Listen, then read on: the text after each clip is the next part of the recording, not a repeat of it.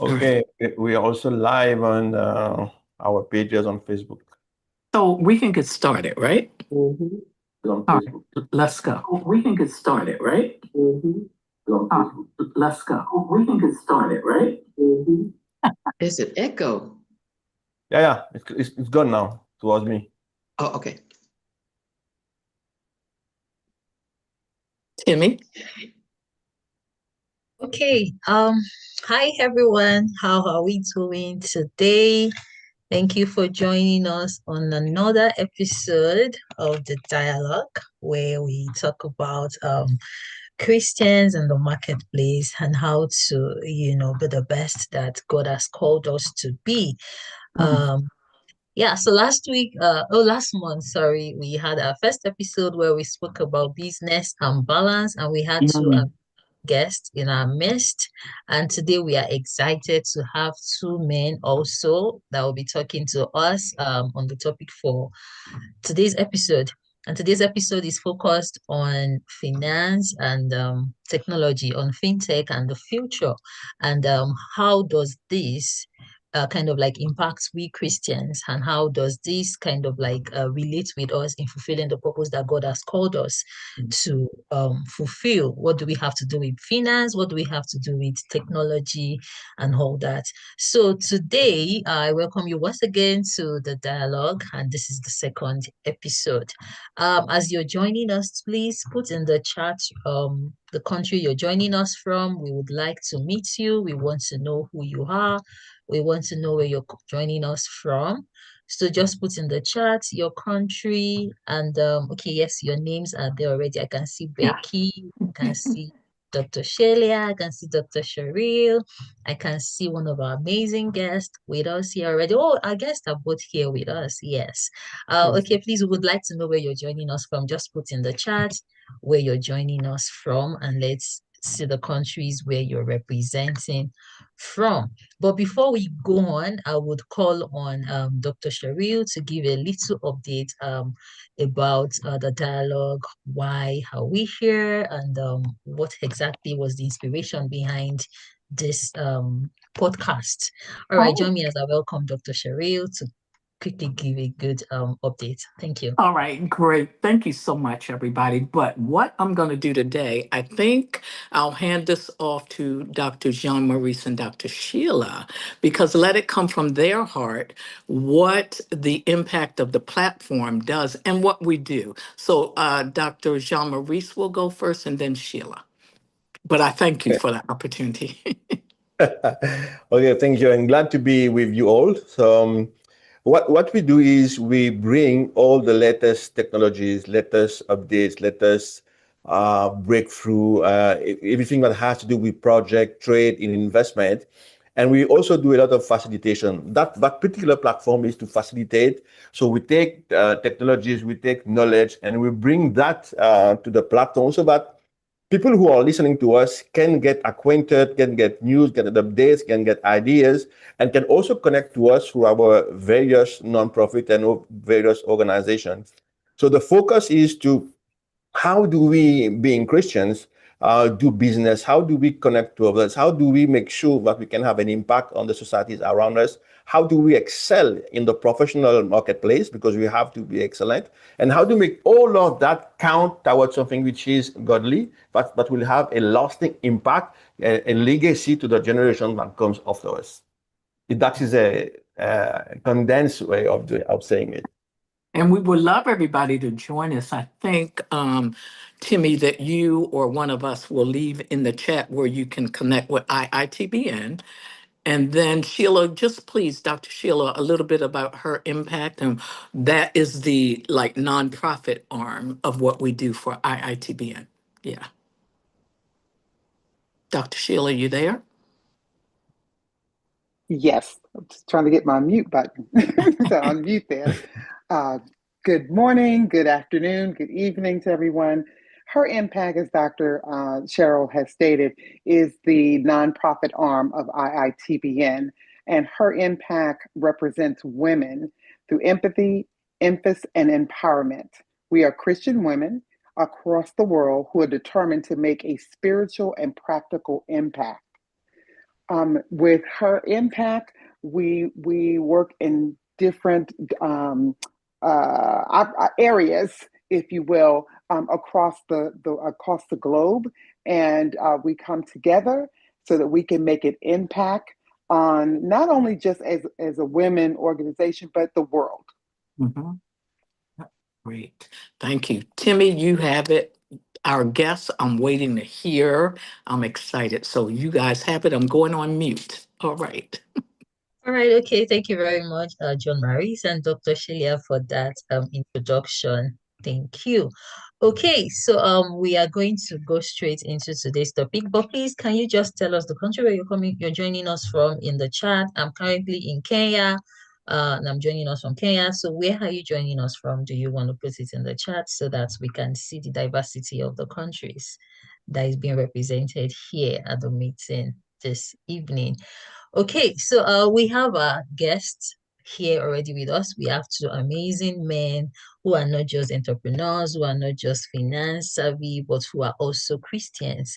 And one of them was with us the last episode when we discussed about business and balance, and that's John Morris. John Morris is a visionary, and he is actually focused into entrepreneurship. He's an author, and he recently launched a book, and you really want to just check him out and see the books that he has written and the things that he does in the space of entrepreneurship.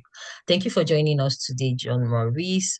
We appreciate you. And he's joining us from Mauritius. Yes. Yeah. Thank you for joining us.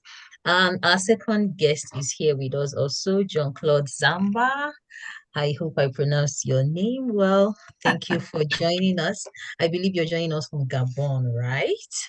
Well, I'm currently in the US, but I spent a lot of time in Gabon, correct? Okay, all right, okay. So thank you for joining us today. So he's actually, one of the best people to talk about what we are discussing today, financial technology, that's fintech, because it's a technology and agribusiness visionary, and he has a career focused on finance and policy analysis, and he's currently pursuing his PhD in bioinformatics and then artificial intelligence. Wow. So you're going to tell us today, you're going to be discussing fintech and the way it relates with us Christians, especially in the marketplace. Thank you for joining us once again, John Claude Zamba. We are happy to have you here today. Okay, so without wasting much time, we are going to go into our discussion for today. I can see it's a Beach just joining us. Do you want to put in the chat room the country where you're joining us from? We'd like to meet you and know you more as we proceed. So today, again, we are focusing on the topic of fintech and the future, and that's financial technology and how we need to prepare. What do we need to prepare, for the future of fintech, especially in the countries where we are, and then also in the globe generally, in the world generally. So my question is going to Timmy, I'm sorry to interrupt you. Can someone enable the chat? It's disabled right now, so we're not able to put in the countries. Oh, okay. John Marie, do you want to help us with that? All right, thank you.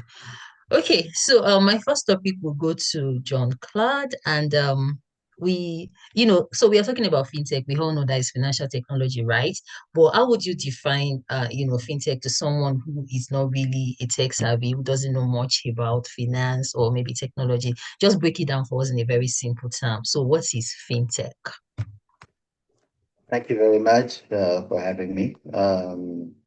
Okay, fintech, financial technology is basically the use of for example, your smartphones for you to be able not only to get access to your financial information, as a lot of people have done, by going to a website to actually check the account number.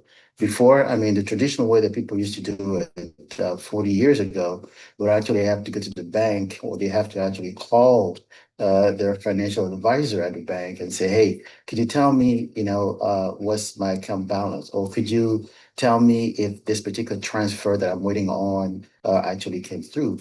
But today, with the use of technology, you could actually connect through either smartphone or actually go into your computer, connect to that particular financial institution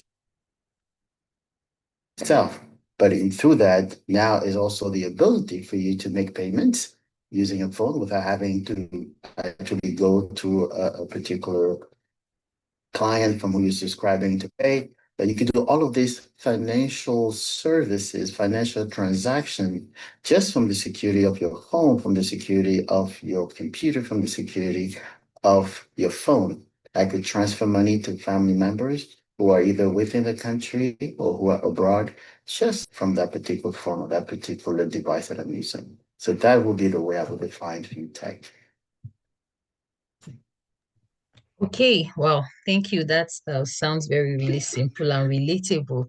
All right, thank you for that. Okay, to you, John Maurice, over to you. Do you want to just a little bit tell us maybe something else that John Claude did not mention about fintech and how it's different from the traditional banking?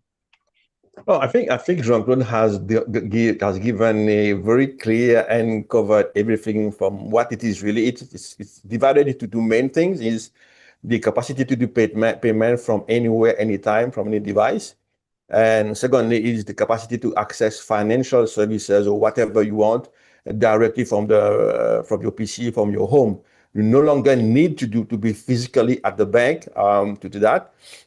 What would probably add is because of fintech, of financial technology, we have more than traditional funding. We know that we used to have loan, but today we have so many capabilities because of financial technology.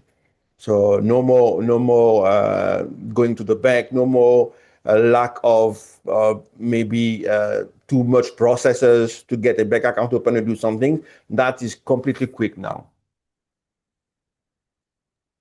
Okay, so I'm just a bit curious, like the way you explained that, fintech is just like making us not go through the normal traditional banking of having to go to the bank. So from the comfort of our homes, from our smartphones, from our computers, we can do all these financial transactions and all that. Now, how do you think people who are not tech savvy, maybe people who perhaps are not used to all of these technology apps, and all of that, computers and all of that, how do you think they can access fintech while not, wanting to go through the traditional banking anyway, but then they are not tech savvy? So what are the accessibilities that they have, people that are not tech savvy and do not have all these apps?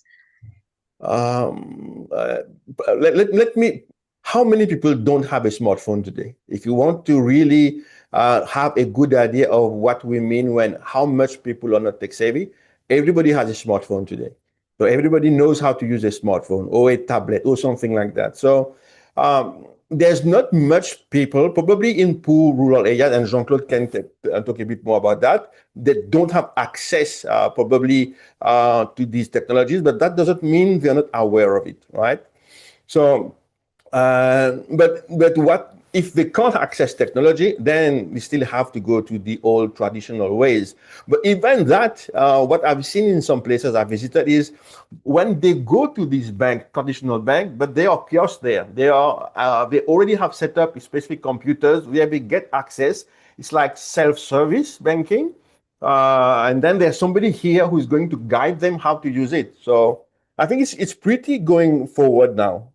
I give over to Jean-Claude can add something. Well, you've said that. You have, for example, I know in Africa, I mean, the same thing here. If you want to send some money to a family member, even if that family member is not tech savvy, you could go abroad, you could go in a different country. All you do is you just call them and say, hey, you know what? I've sent money to your phone. Just go to the nearest kiosk that could usually be a neighborhood shop, and present your ID, and then you'll be receiving. So that person doesn't necessarily know how to do it, but in this case, they could actually receive it. Now, if they want to send some money, let's say a grandparent wants to send the money to the grandchildren, all they would do is they would just go to that particular kiosk, somebody that's going to say what you're trying to do, and then they're going to say, well, I'm trying to send money to so and so. And all the person is going to ask is, do you have the phone number? And the person, and of course, that particular person that's not tech savvy would at least have that number. and they could give a number and they provide the money. And the next thing is the person there might say, well, could you just verify that this is the name of that person and the number is correct? Once they say yes, transaction is done. All they have to do is call back that person, or that person will receive a notification on the phone saying you received some money. So there's processes for people who are not necessarily tech savvy. The thing about this fintech is the fact that in the world we have about 1.4 billion people who do not have a bank, right? So how does those people conduct transactions? Well, here with fintech, they can. They can, you don't have to have a bank account to be able to send money. You could have the cash. You go to that kiosk, or you use that particular app that might be installed, and that's usually user friendly if you have a smartphone, or you could go to a website.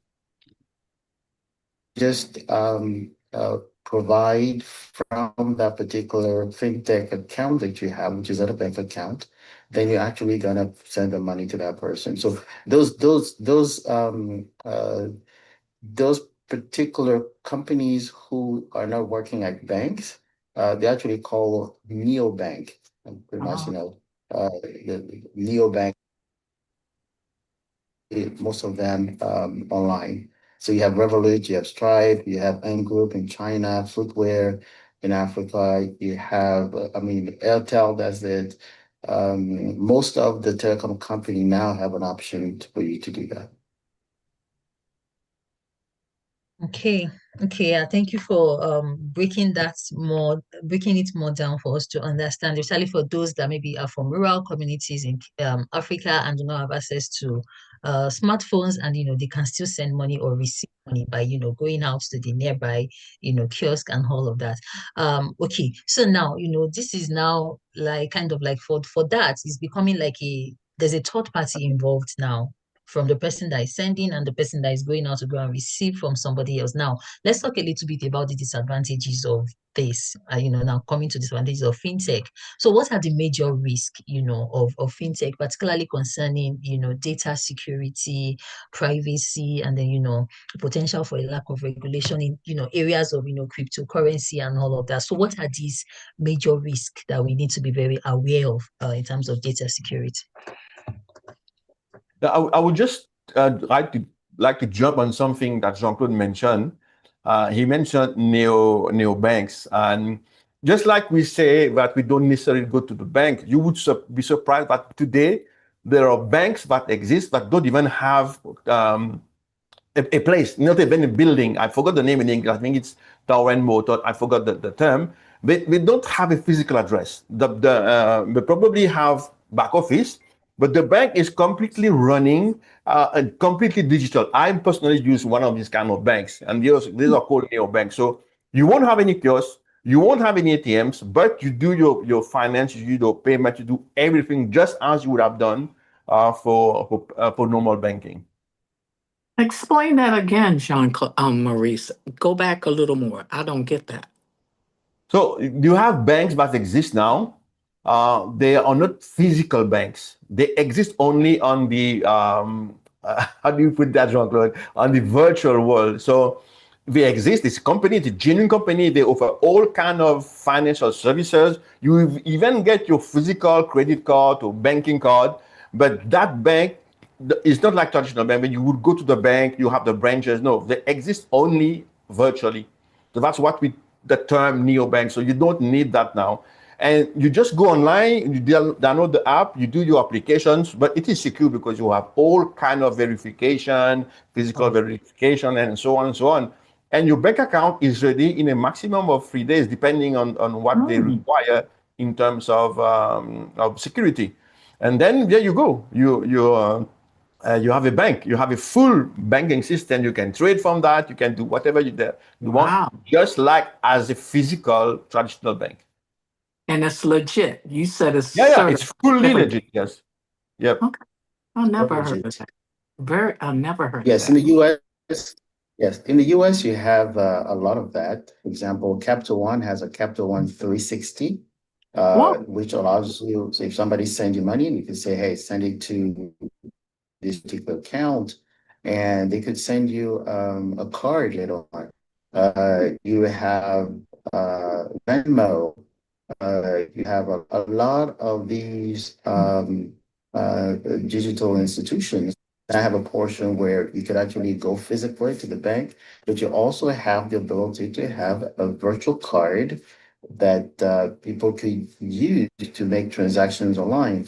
And this is usually also a way to say they want to separate your, let's say, if somebody's trying to get access to that digital wallet, we call digital wallet because Oh, instead of you having a physical wallet, it's a virtual wallet. So it's called digital. And then you could make transactions, you could pay, for things, Amazon, all that. And if for any reason somebody get access to it, there's usually a code that's being sent to your phone to make sure it's you. And that person usually would not have that, will not have access to your phone. And it could be through an email just to double check that you're really the person who's actually making that particular transactions. So this move to fintech is rapid. I mean, it's going. It's one of the fastest area that banks are actually in. I went one time, and that was many years ago, to Capital One, which is one of the companies that I used to bank with, and they were reducing the number of tellers. I mean, some physical banks were actually closing some of the branches because good. a lot of people were just doing things online. I mean, you could even just call the bank and ask questions for having to go there. I mean, today, and this is a major thing that I see between some of the African countries. In Africa, you go to the bank and there's lines. You could be there for 2 just waiting. In the US, you go to the bank. I mean, it's there's almost nobody because uh, people do a lot of transactions Mhm. online, right? And again, this is one of the key thing about the fintech revolution, both sides. I mean, we could always talk about some of the issue that could come with fintech, and with the cybersecurity, identity theft, and making sure that, and this is where you have what we call smart contracts. This is where the keyword of blockchain comes in, because with smart contract, we're talking about, okay, how can we assure that this transaction is legit? That's Yeah. what blockchain. That's what Oh, blockchain is. And one of the implication, one of the results of having blockchain is cryptocurrency, because a cryptocurrency is, secure in a sense that once you make that particular currency, once you make that particular, you buy something, we cannot undo it. And the blockchain guarantee that that contract is cannot be changed, cannot be modified once it has been executed. cryptocurrency is a kind of, no, what is that again? We hear it. I don't understand that. What is that? Well,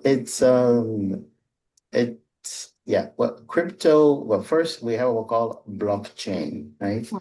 A blockchain is pretty much a digital transactions platform. And one of the problem that people were having with conducting sometimes transactions online is that somebody could go and try to modify. So let's say you go and say, I like to buy this particular article for $10. You put $10, and then once you click submit, somebody in the middle could actually take a hold of that, change it, make it $1,000.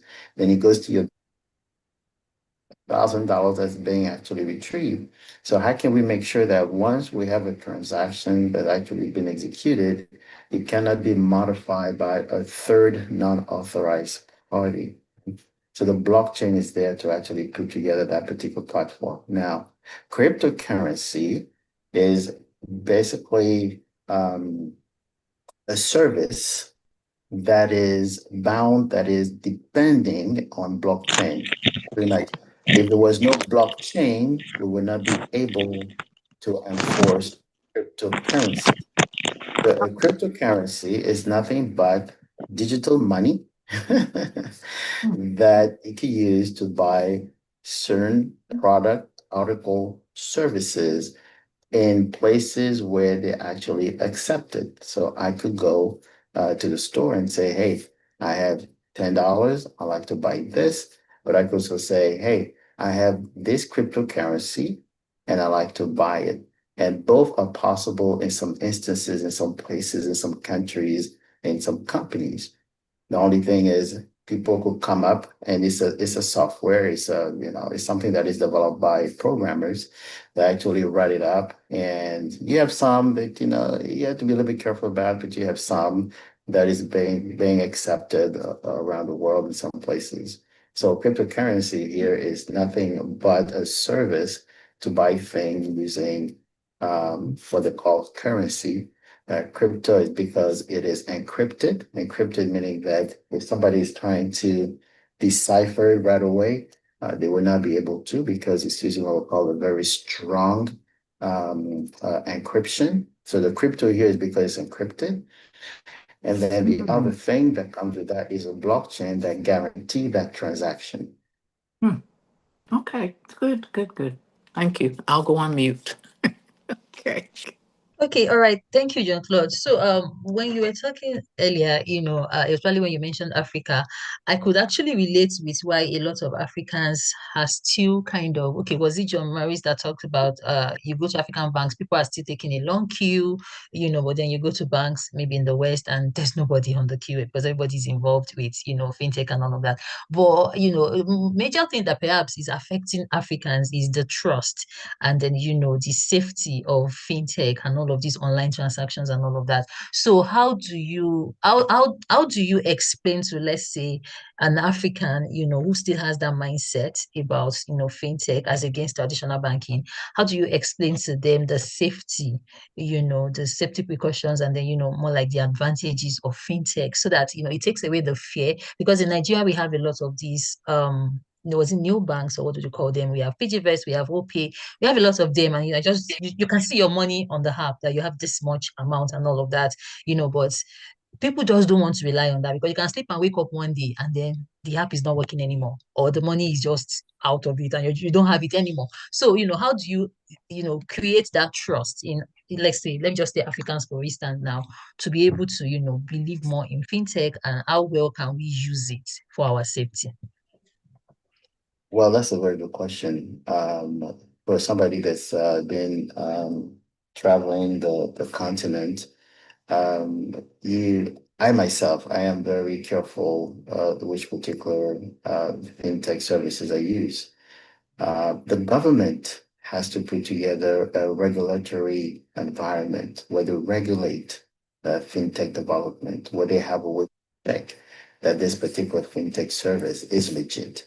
Because it's an application, and as an application, anybody can develop an application and say, hey, you know what? You can use this particular software that I have that you can download from Apple Store, or just to make transactions. But how secure is it? How safe is it?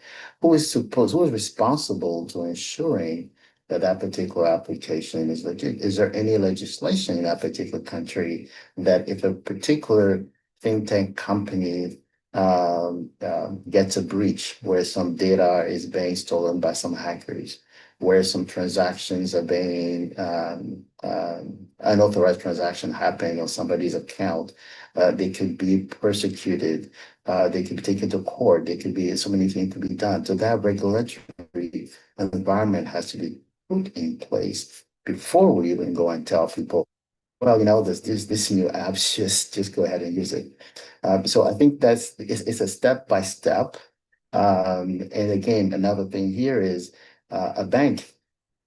I'll be more at ease using a bank that is a reputable bank and that's using a fintech service than having to use a service that, when I do my research, I realize that it's a new one in the industry, it's a new one in the market, and they're probably in an environment where there's no regulatory units that kind of regulate the law of the land or the law of how this transaction is to happen. I mean, you would still see When you're in cybersecurity, we have a lot of different attacks that actually happens on banks. Banks lose a lot of money when it comes to cyber attacks, and it's because they're connected to the internet. The minute you connected to the internet, you are at risk of having a cyber attack. So how do you protect yourself? So all of these measures has to be enforced. For example, in the US, if there's a breach, well, the federal government will look at it. The company, whether it's a bank or it's a company that keeps data from private citizens, that company could be prosecuted because it is their responsibility to make sure that the data that they have, the transactions that they have is secure. So again, this is because if somebody is banking with a particular bank, and for many years I never had an issue with money missing or transaction for transaction unless they lost the card or somebody took their credit card or bank card, then they'd be more confident of using a particular tool that the bank might propose. Okay, yeah. Even me, I'm getting a little more clarity about it now, and because I use all of these apps as well, actually. But then I'm just very careful. Sometimes I would just rather still walk into my bank and do what I have to do. Yeah, thank you very much for making that clarity. So now we know the things to look out for in terms of the regulations and the country and all of that. All right, thank you. So now let's come back to us Christians and then fintech. So we're going to be talking about fintech now as a tool for Christian stewardship. So now, still also talking about the safety and then how to, use integrity and honesty and all of that with all of these fintech transactions and all that. So now this question is to John Maurice. So how can a Christian, values of honesty, we know that our values are honesty, and all of that. How can, these Christian values, and the ethical responsibility be applied actually to the use and development of fintech? Because we have a lot of Christians now in the marketplace doing business from countries to country, and we have to be using this fintech and all of that. So now, how do we ensure that our Christian values are actually still applied with the way we use fintech? Christian values in fintech. Well, the technology is the same, whether it's a Christian or it's not a Christian, right? The technology is the same. What we're going to put in place is the same. All these services, everything is the same. The only difference is the guy what is working behind, or the people who are sitting to implement, to put policies, and the people who are going to regulate. So that's the only way we can bring our values to it. I was listening to Jean-Claude, he did a very good expose of what it is, but something what we will look at is the culture of the people. Like, because progress is good, but not all progress are good. So we would be thinking, is it really necessary to be moving in that direction? Is it necessary to implement that kind of technology? Or is it going to cause more issues? Let me give you a very simple example. And Jean-Claude will like, so maybe he will not agree, but that's it. So when we use traditional money, okay, when we have physical money, before you do an expense, it's a long time. It's a long process, right? You can take the money you want to pay, you take back the money, and you take time. With fintech, with technology, with your phone, you don't have the time to think, and you pay, and your money is gone. Right. So this is when we spoke about the advantages, the disadvantages, but it encourages a lot of expense, a lot of use of money, and it changes your lifestyle completely, because you can buy everything. You're connected to the whole world, and you want to buy and access. So the Christian value comes into play, because when we sit down and we are going to implement policies, structure, regulatory, so we can then say, okay, we have to preserve the expense rate of our individual, because or not, we are a commercial. I just want to make money, because every transaction will be making money. Fintech costs money. Every transaction brings profit. So what we want to do with our Christian values, okay, guys, we're implementing technology, we're implementing progress, but what we want to serve is the better of the individual. So are we going to give them something that will make them okay expand more and going to credit more, or do we want to put something in place that we're still capable of managing and being good stewardship with what they have? So that has everything to do with our understanding, our values, and when we sit on the boards and we're drafting these policies, we will have to voice out. We will have to put forward these arguments. Why do we want to do such things, and why we don't want? Because fintech can quickly impoverish a family. Because I give you a simple example, right?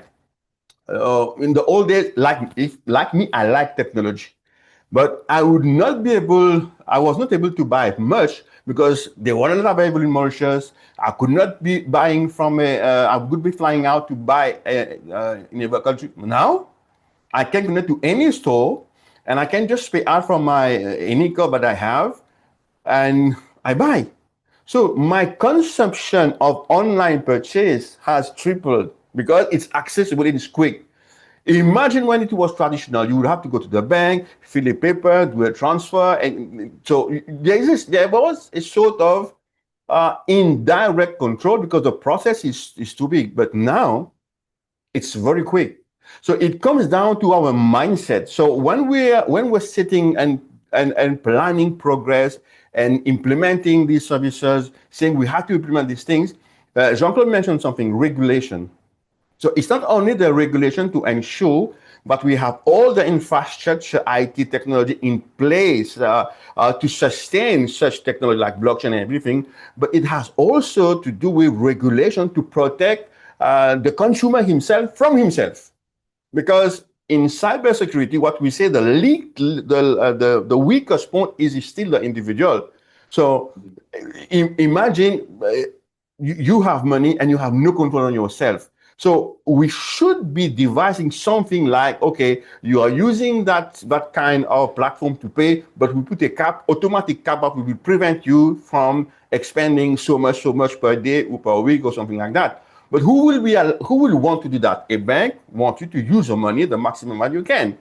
So I will stop here, but that's the line. That's the line where, as Christian, as professional, with values and ethics, we say, okay, yes, technology, but let's not forget that what we want to do is we're serving the individual. The thing that we are putting in place, fintech, must be a helper and not something that will make him lose most of his money or become not reasonable in just wanting to do everything.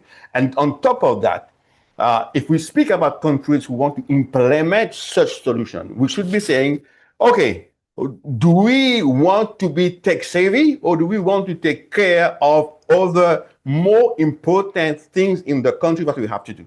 Do you want to build houses, give them food, or do you want to go and, these kinds of things are important.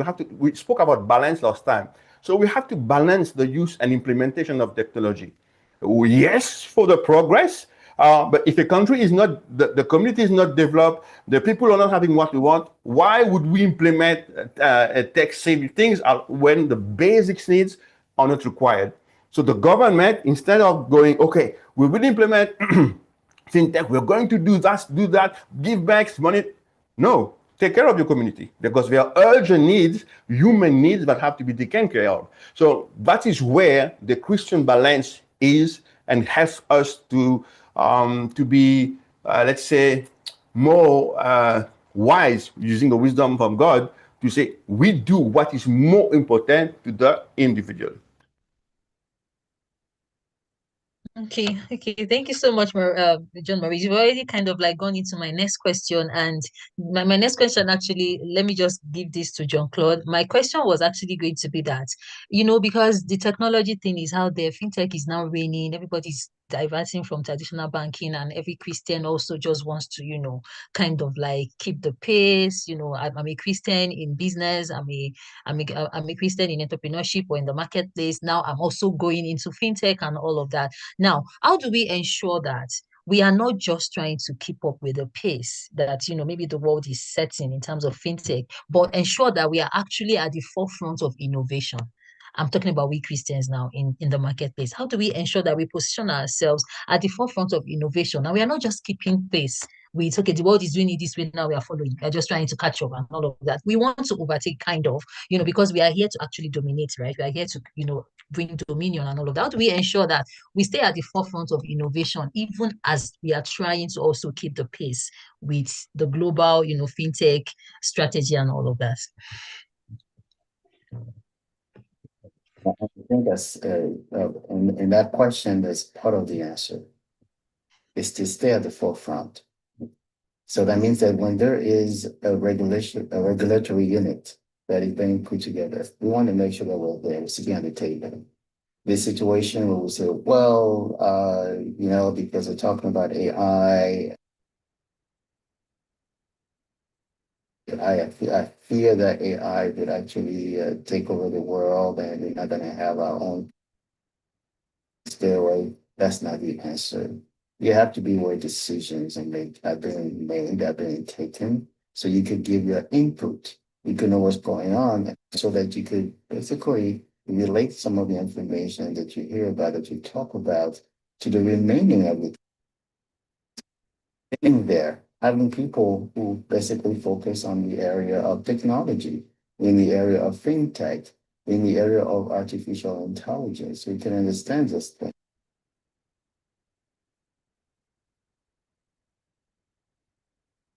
Back and feel like, you know what? Yeah, nah, I know what it is, and I've heard about it, and I believe that, there's nothing for us to fear about, so that you could listen with your fellow Christians. But being absent is actually not the answer. I've been in the area of artificial intelligence for the past almost 30 years, and I hear what some people are saying. Still a vast world out there, but from what I see, I don't see why we should be afraid or we should fear, because what is artificial intelligence?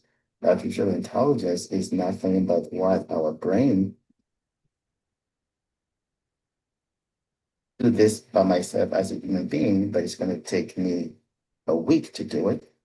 If I put together a code and I say, do this, and these are all the processes, it will do it in 2 seconds, in 5 seconds, in 10 minutes. So it is there to augment my work. Now, there's some other thing that people are doing that's a little bit not, it's going beyond a certain area, that it now brings the ethical aspect. And then when that question of ethical aspect or serving the human comes, well, we'll also have to be there to basically say, this is not happening because this is unethical. I will give an example. I attended a meeting at one of the university in Virginia. People that were actually doing the presentation, they were law enforcement. So the law enforcement were actually basically saying that based on the data, because artificial intelligence and all this thing that we're talking about, one key thing that they do is they are logging data. They're logging information about everyone, and we could personalize and know that, oh, well, it seems like Dr. Hill likes to buy this, this, and this, and we call that recommended system, right? So, but if she bought this, people that also bought this before, historically also bought this, so we're going to have this as suggestion to her, all that personalization. So they kind of know exactly, what your likes are, your where you're going, where you usually go and buy things. Stores are even going into that. But what that particular presentation was about is we're looking at statistics that says when we have children or young adults that actually live in the particular area and they've gone through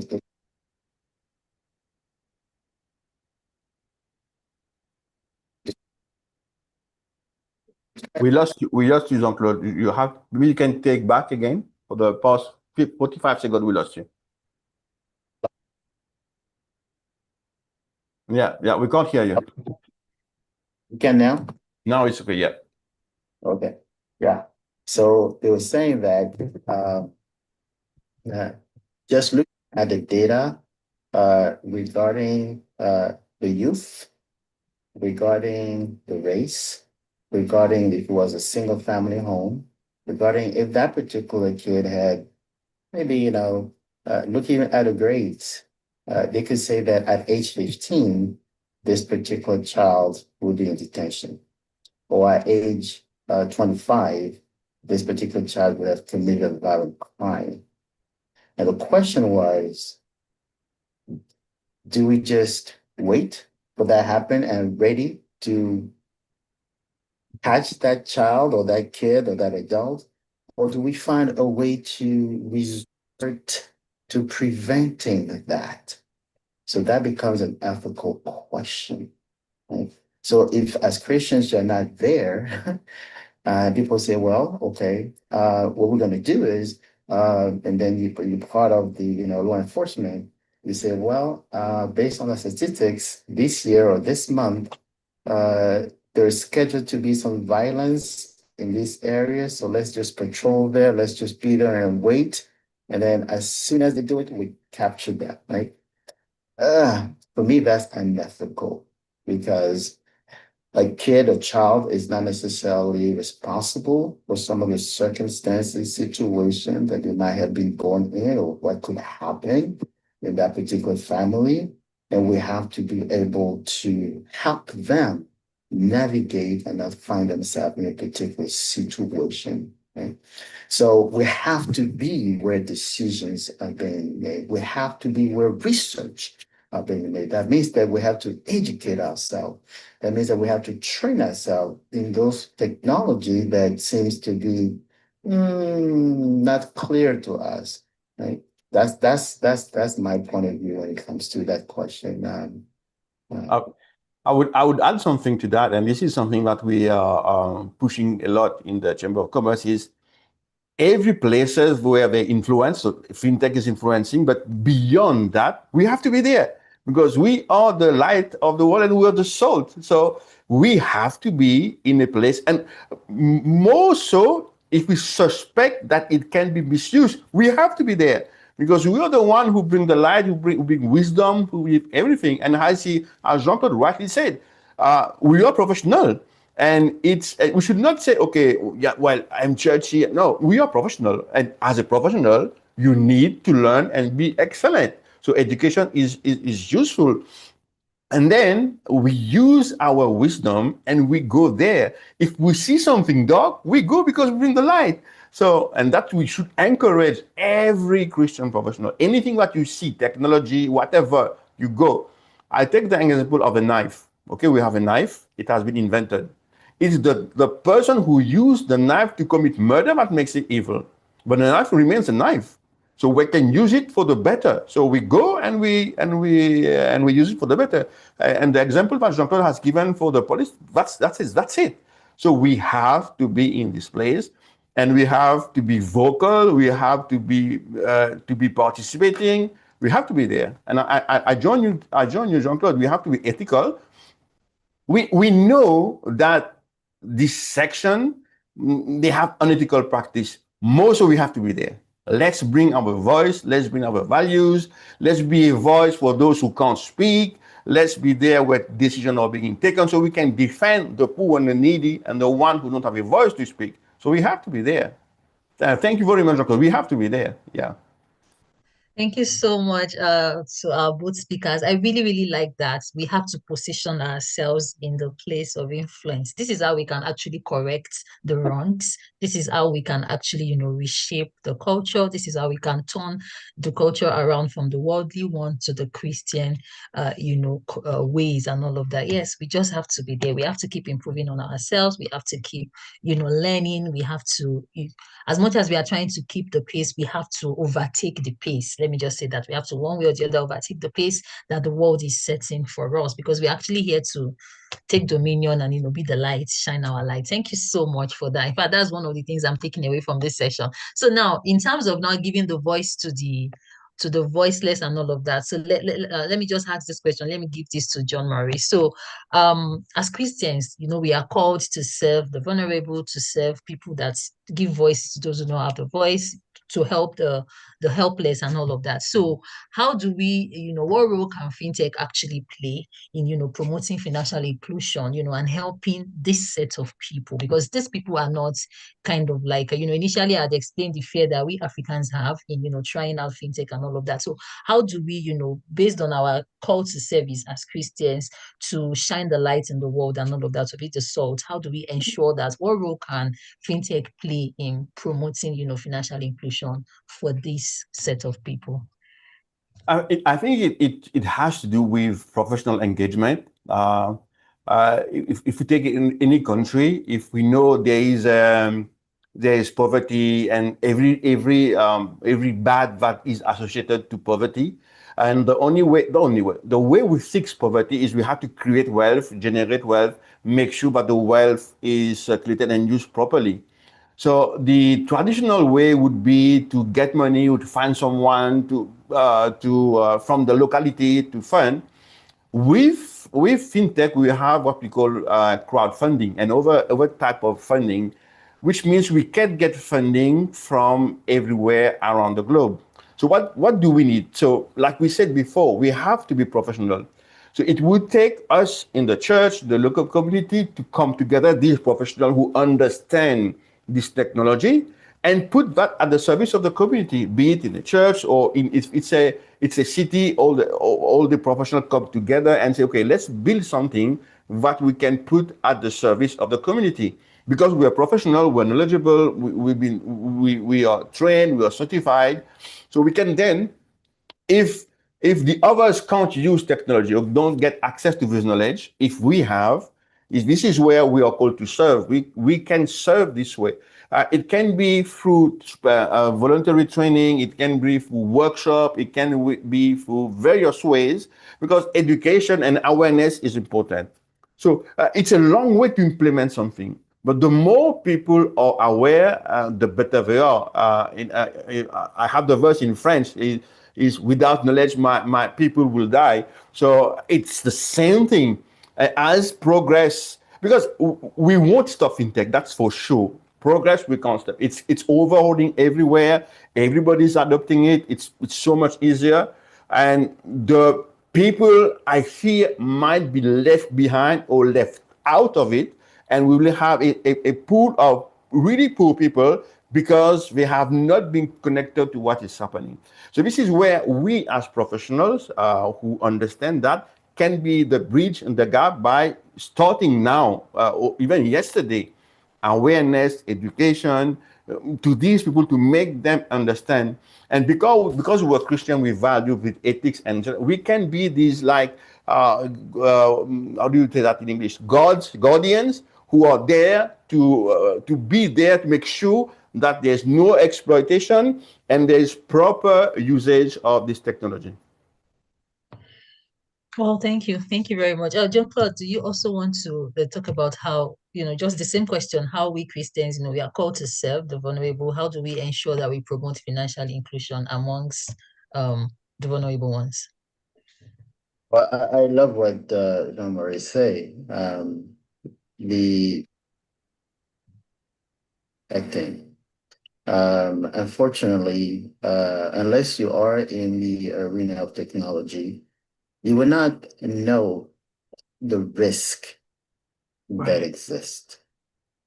In Africa, I've seen, and I'm always talking to the youth about the extensive use of TikTok, extensive use of social media. And I did have a chance to teach when I was there about technology and to speak at some seminars because I'm in the area of security. I said TikTok is a Chinese company. Everything that you put, everything that you do is data. It is the data that feeds artificial intelligence. Those data are statistics about you. You're exposing yourself, you're exposing your family, you're exposing everything that you're doing. So somebody doesn't have to send a spy to try to figure who are your family members. On Facebook, you already say you're related to this person, I'm related to this person, this Yeah, is my yeah. son, this is my cousin, this is my uncle, all your family trees there, right? And there's so many situations. I mean, we hear that a lot and we keep repeating that to people. And there's something that Omar says in digital economy, in anything technical, in anything where you're trying to bring some type of ethics or protecting people, the weakest link is the human being.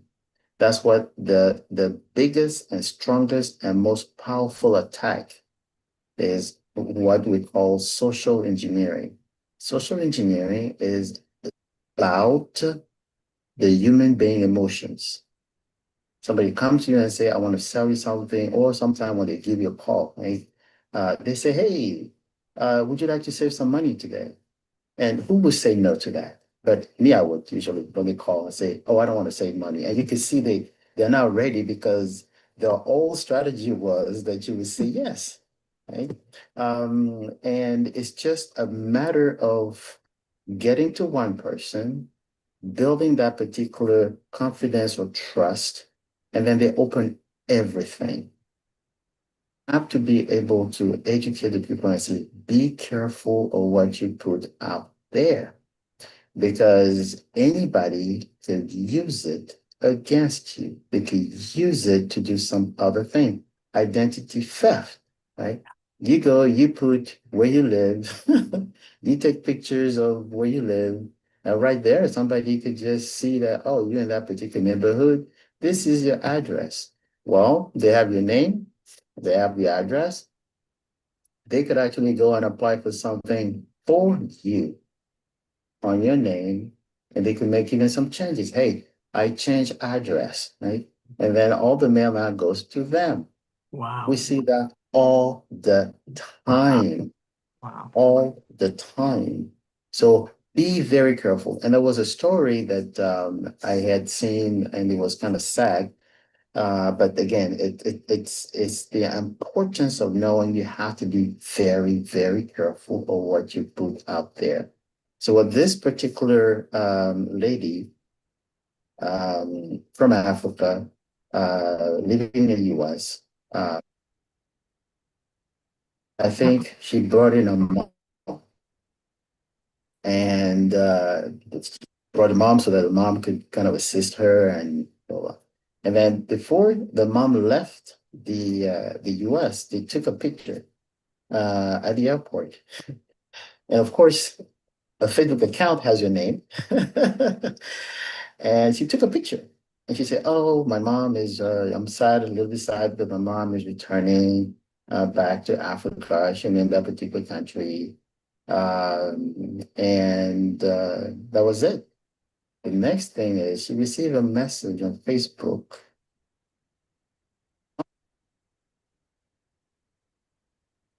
Mm. She was with you in the US and we saw the pictures of your house and your cars. So you have to pay a ransom. Oh, How did they know all that information? How did it? I mean, they knew that from that particular country to this country, there's probably one flight or two flights a day. They have the picture of the mom, right? It's just a matter of having some people waiting for her, yeah. right? Mm. So these are the things that happen to real people. You have to protect yourself, you know? There's this issue of through the social media, and there was I forgot the name of that particular documentary, which are the people that have actually created Facebook, TikTok, well, TikTok is China, but some of these social media, they do not allow the children to use it. Yeah. Yes, I have to take a selfie of me. So then that goes into the self-confidence of those people. Why do you have to tell the world? I mean, I could tell my friend, I could tell my spouse, I Right. could tell, okay, well, I'm traveling to Atlanta. Well, I will be in Houston for a few days. But why do I have to show the whole world that I am at the airport, that I'm actually sitting at a particular restaurant, McDonald's in Washington, D.C.? I mean, why do the whole world need to know that? I just bought a new car, or my, the whole world. I mean, do you know who's looking at those information?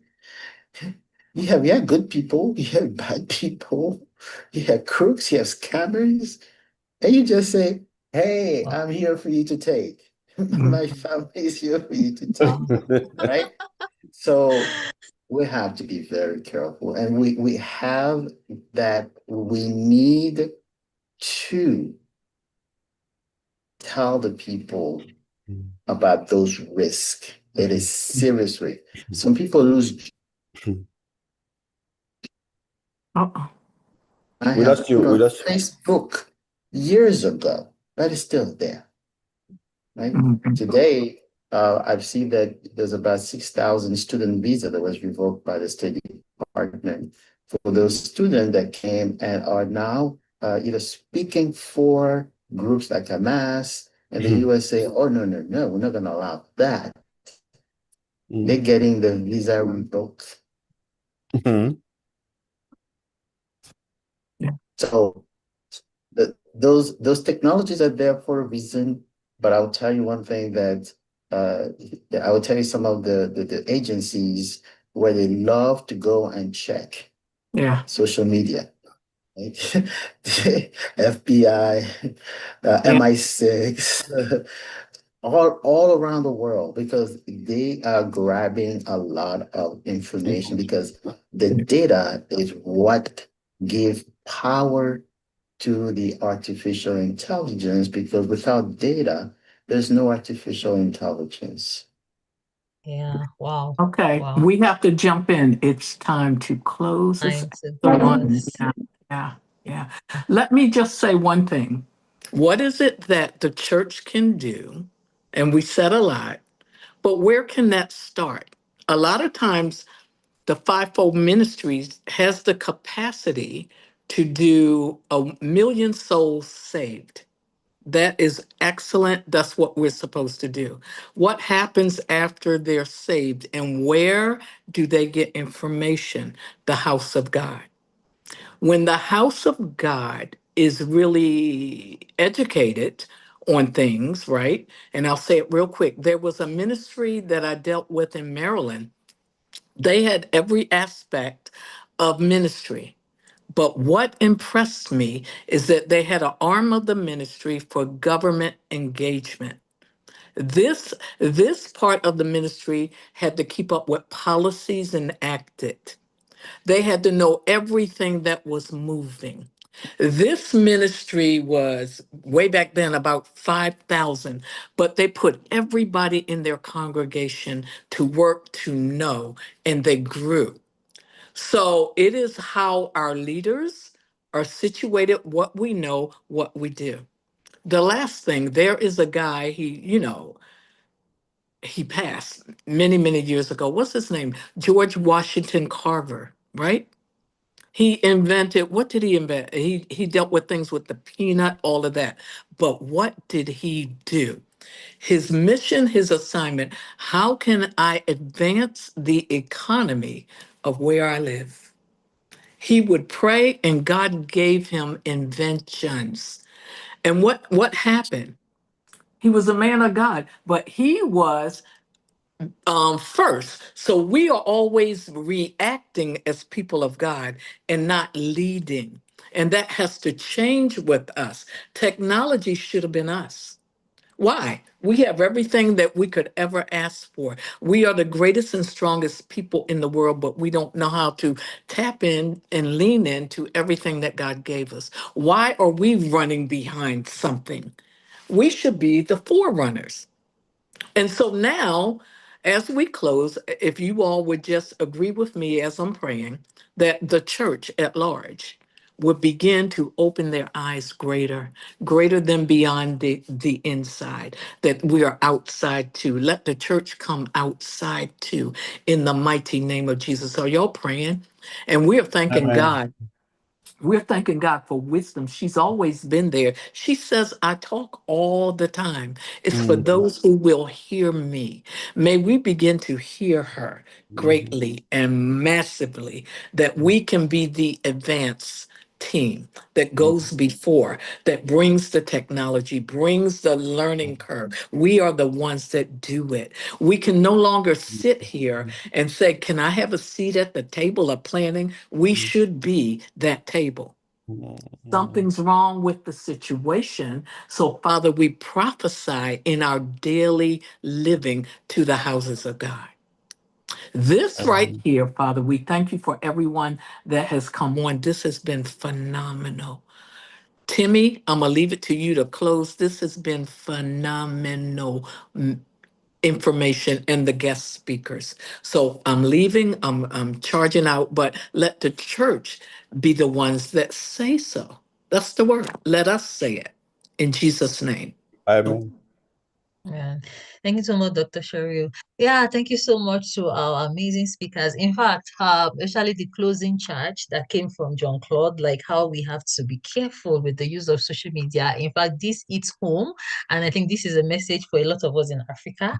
I don't know why we just feel like that's the way we want to shine our lights, like, telling everybody everything about us, and all that. We need to be able to balance, the fact that we are trying to be the light of the world, and then also trying to, form visibility. How do we just put that balance and all of that? The Lord will help us. And I pray that everything that we have heard today, we would really go out there and be the champion that we should be, especially for the vulnerable people that do not have access to fintech and do not have the required knowledge about fintech. Will be that gap, and all of that for them. Thank you so much, John Maurice. Thank you, John Claude. Thank you so much Pleasure. for saying yes to us. It was really a very insightful session, and I believe that all our guests, all our audience have really learned a lot. Ato Kwabena, thank you for joining us. I believe you were joining from Ghana. Thank you for being with us. Oh, Dr. Lawrence came in. Oh, so should we just quickly give Dr. Lawrence an opportunity to just give a closing charge, and when you're done, we will just end the session. Thank you again. We will let you know when we are having our next episode, and just watch out on our platforms, our Impact, and also on High CBN platform, and you will get to know when our next episode will be coming. So, Dr. Lawrence, over to you. Just what do you want to tell us about fintech, and just help us close the session. Thank you so much. Well, as everybody has already said, first let me apologize for coming in so late. I know it's not a good look, and Cheryl, I apologize immensely. So forgive me for that. Because I'm down here in Myrtle Beach on vacation, supposed to be anyway, but I'm still working. Um, the future, Cheryl said it. We need to be the table. We need to be the ones making the arrangement. You have to be aware of where technology is going. All financial transactions that happen across this globe, one way or another, are going to be digital. Africa is already doing it with the BRICS nations is already doing it with Asia, with several other countries. And so we need to be on the forefront of how those transactions are taking place and how you make money facilitating those transactions taking place. It didn't cost Zuckerberg um, nothing to create Facebook. It didn't cost the guy who created LinkedIn. It didn't cost him nothing to create that. Why are those platforms free? Right? Jean-Claude talked about sharing of your information. Too much sharing. You need to control your image. You need to control what the narrative is out there about you. And that affects your financial status and so many other things that exposes you and your vulnerabilities. But my push now is to make people more aware of digital currencies and asset-backed digital currencies and where these things are going in the future and how these transactions are taking place. So that more people can be aware of that. The US is in the middle of legislation now. Africa XM Bank, the Africa Development Bank, the BRICS nations have already done their legislation. Wyoming is the first state in the US to create a state-owned digital currency. So there are more coming out as we see them actively every day. So people need to be more aware of that, because there are opportunities in that whole world that you may not be aware of. All right. Thank you so much. Thank you, Dr. Lawrence. Thank you for joining us, and thank you for that closing charge. All right, everyone. Thank you so much. Let's enjoy the rest of our day until we see again on the next episode. Please keep being the Christian that you are, and then keep dominating the world and keep shining your light for Jesus. Thank you so much, everyone. Take care of yourselves. Bye. Bye. Bye. Thank you.